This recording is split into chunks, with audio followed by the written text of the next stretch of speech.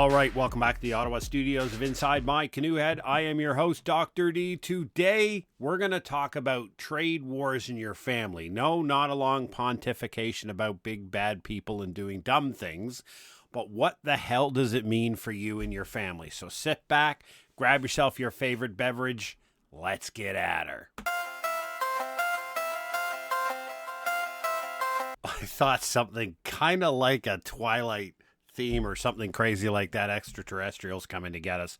Anyhow, all that to say, welcome back to Inside My Canoe Head. Thanks again, and we'll always start off with a big thank you to all those people who continue to drop over to our website, leave comments, suggestions, good, bad, or indifferent, and everything else in between. There's an email there to reach out and contact me directly. We appreciate you everything, because I'm a firm believer that as a podcaster, a part of the 1.4 or 1.8 million on Apple and Spotify and all the other programs, that I should just be available to you. If you're going to take your time, which is your most important and most valuable commodity, and you're going to listen to my voice talk about the issues of the day and strategies to navigate it, then at least I should be able to be there for your feedback. So here I am. My email directly to my inbox is there. Nobody else here touches it.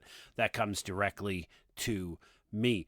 Today we're going to talk about trade war. Now, for those of you who having a head in the sand, I don't know what to do for you, but everybody else understands to some degree, depending on your frame and the theoretical frame you put on it, depending on your political lens, so whether you're watching what's happening on MSNBC or whether you're watching it on Fox or whether you're watching it on CBC or Sun TV here in Canada, whatever it may be, you're getting some piece of reflection and intellectual information related to the Americans beginning a trade conflict with a number of places around the world.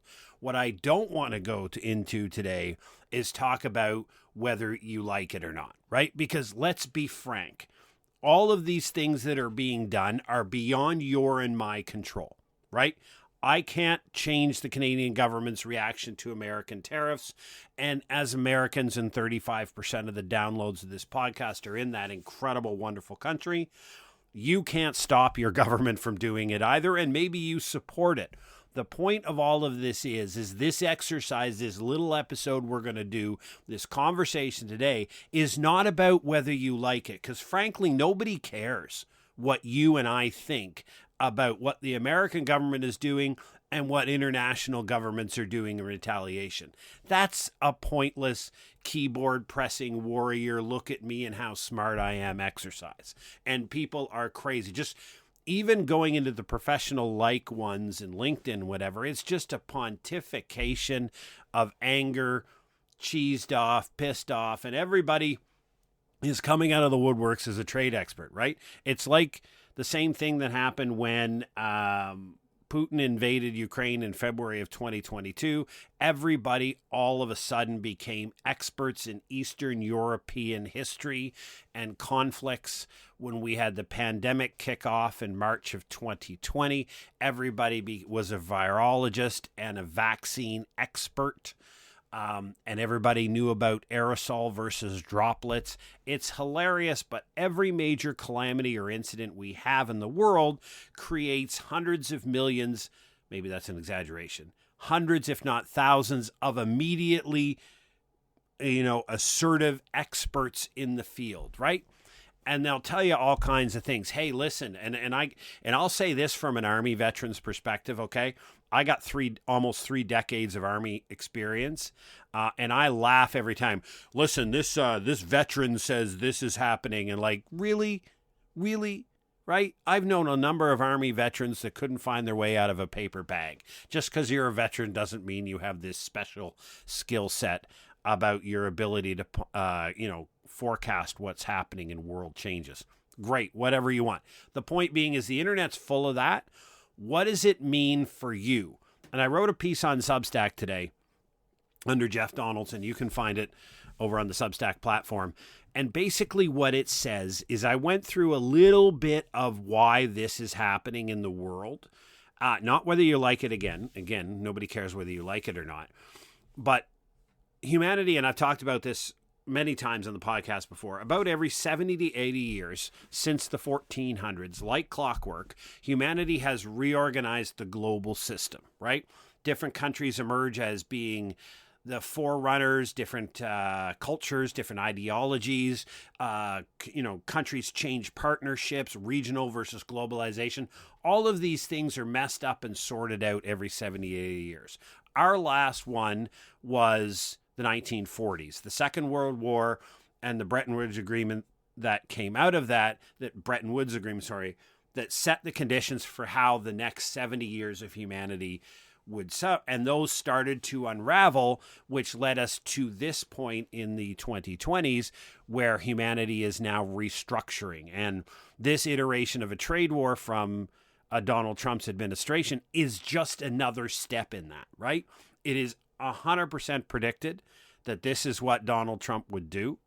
Now, to the extent and the speed that he's doing it, maybe not.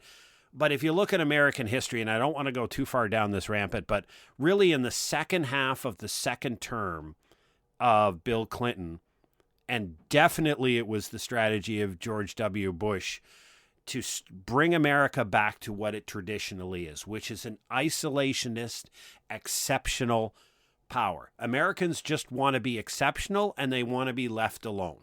Really, that's been their history for their 200 and some odd years that they've been around. They were late coming into World War I. They only came into World War II when they got punched upside the head. Otherwise, they were just using their economy. The point is that the American country and nation was foundation on an idea of just leave us alone. We want to be exceptional and do the incredible things we want. This idea of globalization, global superpower, it's just an anomaly. It's a very short period of time that is anomalistic to the American foundation and way. And if you don't agree with me, go read Peter Zion's book on the accidental superpower, read Ray Dalio's book on the principles of dealing with the changing world order, and you'll understand what I just said. You'll understand why America is the way it is, why it's acting the way it is, and why it has no desire to be the international policeman of the world. Now, I will argue as well that there is a good theory that what Donald Trump is trying to do is put America back in the 1960s box, right? Which simply meant that everything that America bought was made in America. So Americans made products for Americans with great paying jobs, and there were large tariffs around the country so that anything that tried to be imported into the U.S. paid a substantial, massive amounts of money for the privilege of participating in the world's greatest capitalistic consumption economy, right? That's the world America existed in the 1960s, and what you can do with that, and I really think this is the end state of what Donald Trump's trying to achieve, my personal opinion, you may care less, but the point being is that if tariffs work, and I don't know if he'll be successful, if he's successful in getting tariffs to stay and stick, he can then turn around and cut income tax by 50%. Absolutely, without question. He can cut the income tax to ridiculously low levels for Americans because the country is earning massive amounts of money on imports because people do want to import because America is the largest economy. So that's a bit of a diatribe. We'll get away from that.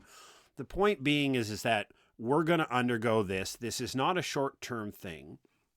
And the world is reorganizing and going to react to it, right? So we've got a number of years of coming down to this. I think it will be successful and be permanent, and successful from the perspective that it is how the Americans are restructuring their economy. But what does that mean for your family? And this is part of the conversation that is significantly missing from the diatribe and the discourse online. Everybody, like what I just talked about, the reasons why things are happening, that's all we're getting. What we're not getting is how do you and your family make decisions to insulate you from the effects of the trade war, to protect your ability to earn an income, to protect against significant price fluctuations and inflation as a result of a trade war. How do you do that? Who's got that roadmap? Well, that's what we're going to do here today on the podcast. We're going to talk about exactly what it is that you and your family can do to the greatest extent possible to insulate you and your family from the effects of this trade war. That's all you can do, because I'm going to repeat it again. It's not about whether you agree with what the decisions all of our politicians are making, irrespective of the country you're in. There are so many levels of government and so many departments that are going to make decisions that are going to impose changes on how you live your life and the costs associated with it. All of those are beyond your control. Your only roadmap, the only logical thing that you and your family can do, is figure out how you're going to navigate this. And that always begins with the first person in the mirror. It's all about attitude. You have to be comfortable with uncertainty. You have to be okay with a steadily, potentially rapidly changing environment in which you live. Everybody likes the stable world where you have a good, stable job, that you're confident it's going to be there. Your expenses stay within inflation. Like, you have a confident future ahead of you. Somebody just blew that out of the water. Your choice right now is whether you want to be successful. And in doing so, you have to switch your mindset to say, okay, I need to be comfortable in uncertainty, and I need to be okay with making changes, sometimes significant, on very short notice. Are you willing to do that? Are you willing to take that step into being comfortable in uncertainty? Because if you are, you have some great opportunities and some chances to do really, really well in this trade disruption. So the first thing is attitude. Yeah, we're all angry. We're all pissed as hell. Nobody wanted this. Nobody likes it. Nobody's enjoying this experience. But again, if you want to be successful, attitude. Number 2 is your income. Your family needs to earn an income through some methodology to pay your bills, right? Because it's not the government's job to pay your bills for you, etc. And the fact that any major government programs that are going to come in as a result of effects of the trade war are going to lead to inflation, right? The same thing as all that mucho big spending that happened during the pandemic led to the subsequent inflation crisis. You spend a bunch of money without having the taxation, you print money, and the only thing that can happen is massive inflation, right? And so we've had to fight that with rising interest rates, which caused a whole bunch of series of other problems. So hopefully governments will avoid that by not cutting a bunch of checks to people to inflate the money supply. I can't control it if they will or not. But when it comes to your income, right now, the first thing to do is to understand the exposure to which your income is involved in global trade, right? So think about the industry that you're in and think about the different parts of the industry and how much of that involves international inputs, right? So if you make car parts in Ontario, you're in trouble. And I'm going to be blunt. You're in trouble because you're part of an integrated system that requires a car. Sometimes a car, essentially in parts and otherwise, will cross the border dozens of times before it's finished, right? That's the current construct of the North American car market. That's going to be significantly disrupted. What is the short-term plan of your employer? Have you had that conversation with your employer? What are they forecasting? What are they intending to do if this goes on at the current level for the next 2 months? It's about understanding the options that are available to your employer, and it's about understanding what it is they may be thinking of doing. You're gathering information so that you can make an informed decision, because you very well, and they've said this, our premier in Ontario said it, like, we're looking at 500,000 jobs that might be lost in Ontario alone in a very short period of time. You need to know if you're on that exposed list. You need to know the extent to which your current income is integrated in a global trade system. Knowing that is number 1. The second thing is what do I do about it? What do you do about an exposed income? Now, this is a great strategy, even if you have an income that's, like, for example, you're a teacher that's not really all that exposed, but, or an auto parts worker in Ontario and a teacher in Ontario. One's exposed to the international system, one's not, but both of them benefit from having a pivot strategy. Now, an income pivot strategy is something we talk about in my book, Preparedness Simplified, Book 1, The Beginning. We talk about it in our Adopt a Prepared Life video course, which is available over at preparednesslabs.ca. But the point is that everybody loses your job they're in right now. You're going to die, you're going to retire, you're going to quit, you're going to get fired. Everybody leaves the current job. So right now, if you were called into work tomorrow morning and fired, you did nothing wrong, the trade war circumstances, whatever it may be beyond your control, and you were fired tomorrow morning, do you know exactly what it is that you would do? What position would you pivot to? What industry would you look to gain that next income? How much training does it take you to get to that level?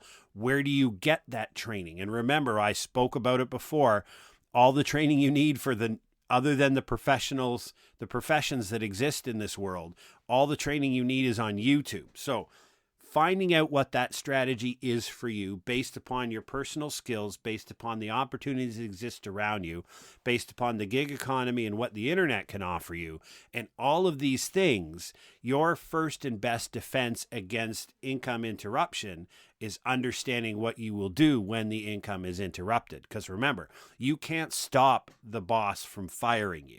You can't stop the government from making a decision that turns your industry on its head and causes it to shut down. Those are beyond your control. What you can do is say, if I get fired tomorrow, this is what I intend to do, and figure it out. Now, multiple lines of income within a family are always a good thing. I talk about 5 lines of income in a family. Now, that's not 5 major jobs, and I'm not saying you got to work double, 16-hour days or anything. It just means that you find other lines of income. And I've got an episode coming out on the podcast. It's pre-recorded, but it's going to come out on the 14th of February on Valentine's Day, and it talks about that gig economy. It talks about working on contract. It talks about learning that you live not in the American dream of the boomers, where Ward Cleaver had a job, pension, single income, single family home, all that stuff. Those economic conditions that allowed that boomer dream to exist, they don't exist anymore. And I don't care whether you want them to or not. I don't care if you think everybody should be able to have a livable income and buy a house and all that stuff. Those economic conditions don't exist. And again, you can argue that they should be put back. Fine. Pound your keyboard like a petulant toddler. Go right ahead. What I'm trying to tell you is you currently live in a world with the internet where you have access to about 4 billion humans who are on the internet. You have the ability in your current field to set the conditions to earn additional income doing something else. Now, everybody will say you shouldn't have to do that. And I'm not arguing with you. But I'm saying there's a difference between what you believe we should be able to do, what you believe we want to do, and what the real world says in which we live. And you live in a gig economy, an online economy, an economy where the standard is most people spend no more than 2 to 3 years at a business before they quit, get fired, and move on to the next one. You're likely to change your profession, your complete profession, 5 to 8 times now if you're in your 20s. That's totally different than my generation. I'm in my 50s and the parents' generation before. So again, it's about adapting to the world in which you live. Not the one you want to live in, but the one you live in. So what's your pivot plan for your income? What is your ultimate different lines of income? When I mean a family, I'm talking about my wife, myself, my kid, right? We all have full-time jobs. Well, not really, but we all have together in the family, there are 5 lines of income coming into this family. So if 1 or 2 of them get significantly disrupted, at least at the very basic level, I don't lose my house, right? And I can feed myself ramen noodles. I can lose one or two significant lines of income in the house and I can still carry on while I'm rolling out my pivot plan, right? So understanding your exposure of your income to the trade sources, understanding your pivot plan, and understanding your ability to look at and consider additional lines of income are all strategies to deal with this trade war. The next one is your expenses. And we talk about this in detail in a number of other podcast episodes. But what we're getting at here is you are going to be faced with some pretty significant price fluctuations because of the nature of imports, and especially between Canada and the United States, the nature of integration of our economy, and the fact if you're an American, they've just put 25 carte blanche % on our economy or on our products coming into your country. And as a Canadian, we're going to be targeted groups, mostly food in the beginning and liquor and things like that. But the point being is that how you used to shop now changes significantly. And if you want to keep price fluctuations and the amount coming out of your wallet as stable as possible, you're now going to have to do a lot of work in understanding where you can fulfill your needs with other products that are not exposed to the international trade market, right? So what we're saying is look at what you buy. Like, for example, and I use this all the time, my family is a subscriber to the 100 Mile Diet, right? So all of the protein, all of the vegetables, and all the fruits that we need and we get and we consume within this household come from farms within 100 miles or 160, 170 kilometers of my house. Full stop. So Florida, California could just stop growing food and I would care less. Mexico could stop importing food and I would care less. In fact, half of Canada could stop producing food and I would care less. I have no exposure to international food. Now, don't get me wrong. I like my luxuries. I love coffee. I know coffee is an import. So I have to find price stability in areas where I can so that I'm better adapt, because I'm not quitting coffee, Mo. There's no way that's happened, my friends. Zero. So I know coffee prices are going into a state of flux. I'm just going to have to deal with that. But if I can over here and my stable goods find sources that are price stability and less price elastic to international trade concerns, I'm going to be far better off. So it's about understanding. Now, local is great. I love these ideas online that everybody's talking about, buy Canadian companies. Well, let's be frank. All of the consumer goods and food manufactured products, so anything that's manufactured in North America, is ultimately owned by 6 companies, and they're all American. So yes, there are Canadian companies that are in Canada and they produce food from Canadian ingredients, but guess what? When you look at their number one shareholders, it's American companies, right? So yeah, you can go buy Canadian and look for the little flag and think you're doing something, but in the end, you're still funding American companies. So I'm parking that idea of just buy Canadian at the grocery store. I'm saying buy, and this goes back to everything that I've been saying just about your personal health, is buy food, right? Like, don't buy a bag of frozen French fries ever. Buy a bag of potatoes. One is food and one is a manufactured product that is reasonably digestible by the human animal. Those are two distinct different things. It's very simple. Buy food, and buy food that was grown, raised, or harvested within a very short distance from your home, and you'll be perfectly happy and fine. And if you love avocados like I love coffee, then you just freaking pay the price that it is, and you decide whether it's worth it for you. And if not, maybe you skip it. Maybe you don't. That's up to you. But your staples are all made in and around where you live. That's all you need to do. So that's a number of strategies to look at your expenses, to look at the portion of your expenses that are exposed to the international trade, the things that cross borders a lot, things that are imported, and start to move that to more price stable markets. Again, this goes back to what I said at the beginning of the podcast and you being comfortable with uncertainty, right? absolutely comfortable with uncertainty, which means as the price fluctuations, as different markets are targeted, as different things come into the price war, different things come into the trade war, and these prices are going up and down, left and right, and they're going all over the place, you're able to pivot and move and strategize and go to the next product and find the substitutes, ignore the complements, and do the different things that is necessary to that. You might say, well, I do that in the shopping store anyhow. Okay, fair enough. But a strategy is thinking beyond just your food. It's thinking about all your other expenses that hit your bank account, everything else that you're involved in. How does that get affected?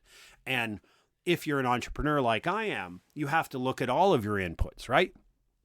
I do international business, right? So I have a portion of my business, as I said, is about 36% goes into the United States of America. To this day, as I sit here and talk to you, I have no idea, nor can anybody provide me any information as to whether my digital products digitally crossing the border into the United States of America need to have a trade on it, a tariff. I have no idea.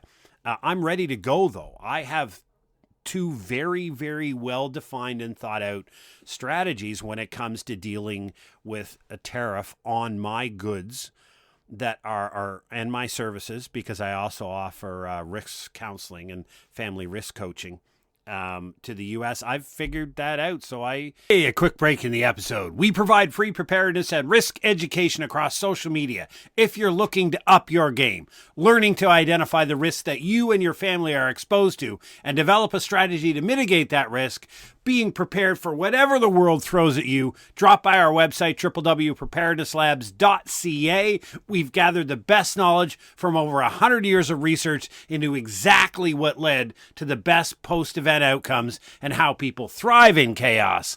Now back to the show. So when we get back to normalcy, right? When we think about the things that are within our control, that, you know, we can still pour our whiskey, smoke our cigars, and get into great debates about politics and economics. But if we understand with the correct attitude that I will choose to thrive, which means I choose to be comfortable in uncertainty. I choose to be able and ready to make all kinds of incredible pivoting and impactful decisions on very short notice, and my family's in board with me. I've got a strategy to understand my income's exposure and a pivot strategy for when I get fired or when my hours are reduced or my industry's affected or something along that lines. I've looked at my expenses, not just the specific ones that are in the grocery store, but all of my expenses, understood them through the lens of a trade conflict and how I might mitigate those. So I've put reasonable levels of certainty in the ability to continue to earn an income should I get fired. I've put as much as I can price stability back into my expenses. I've got the right attitude. Now what do? Now you realize that you exist in the 2025 economy, the 2025 cultural, political, and ideological world, and you have the ability, and I wrote this in my Substack, and I really think it's true, that if you want to be bold, if, as we say in the Army, you got the parts to jump into it, there's a lot of money to be made in this uncertainty, just like there was a great deal of money to be made in the pandemic, right?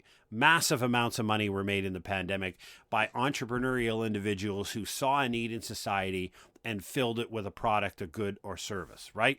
People who set up individual mask designs, people who started hats and t-shirt companies, people who started home cleaning and sanitization services. Like, there was a slew of people who were really innovative, and a lot of those people were people who got fired because of the pandemic. They chose not to sit at home, get government benefits, and wait for everything to return to normal. They decided to turn and pivot immediately to their plan of launching an entrepreneurial journey in the middle of it, and a good number of them were incredibly successful. That reality exists right now. There was somebody who made the hat that Doug Ford, our Premier of Ontario, wrote that says, "Canada is not for sale." His orders near broke his server, right? Everybody wanted that hat. That is just a microcosm example in the middle of all of this. that people have industries and products and services where you can make a fantastic, life-changing amount of money because of the disruption caused by the trade conflict. Again, it takes a lot of uncertainty, a lot of guts, an entrepreneurial mind. But if you want to do that, if you want to leap in, then you're going to have the ability to make an incredible amount of money, potentially. Never a guarantee of anything. But the point of all of this is we're all pissed. We're all angry as hell. We want to punch somebody upside the head for the idiocy of what we're going through. But it's all beyond our control, right? It is. It's all beyond our control. All that we can do to be successful is look at what's in our control and then build out our communities. If you think about the idea, and I've championed this throughout my podcast, is that humans are a tribal species, which means we thrive in groups and we die alone. Your community is facing the same thing you are. So somebody needs to be a champion in the community to have these same sets of conversation about income, expenses, and support systems, building social networks, building a strong local community that can help each other is the one great weapon we all have, but that we rarely look to. Your strength to build your ability to support foundation to what we talked about earlier is going to be a strong, vibrant, and resilient community. Investing time and effort in helping your neighbors build up, in building local ideas, and exchanging ideas. Think about it. You have just you and you're a smart person and your spouse and maybe an older child who's got some great ideas, and you're sitting around trying to figure out how to navigate this, how to mitigate your income, how to, mitigate your expenses against international trade initiatives. But you're sitting in a neighborhood of 200 families. What if 40 of those families got around to talk about this? Just think of the diverse nature of ideas and the intellectual power you would have looking at this very set of ideas by building a sense of community and getting people together. Getting everybody in the same room to talk about something is just nothing short of absolutely brilliant. And I encourage everyone to do it because your community is your superpower. Getting these things in your family squared away, gotcha. Having the right attitude, absolutely essential. But you want to go exponential, it's your community will get you there.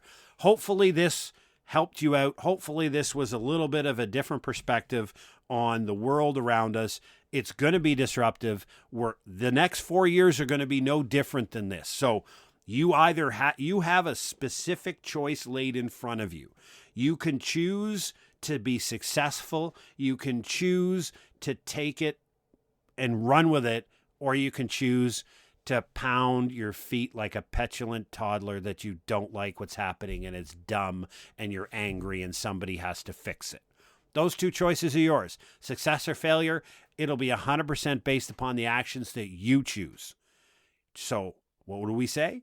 Choose you. Choose your family. Choose to insulate against things that are beyond your control. That, my friends, is the key to being resilient, and it's done by adopting a prepared life. Thanks again for listening this week at Inside My Canoe Ed. Drop over to our website, www.insidemycanoeed.ca. Everything you need and want is there. And in the interim, go meet your neighbors, make some friends, stay safe, and take care.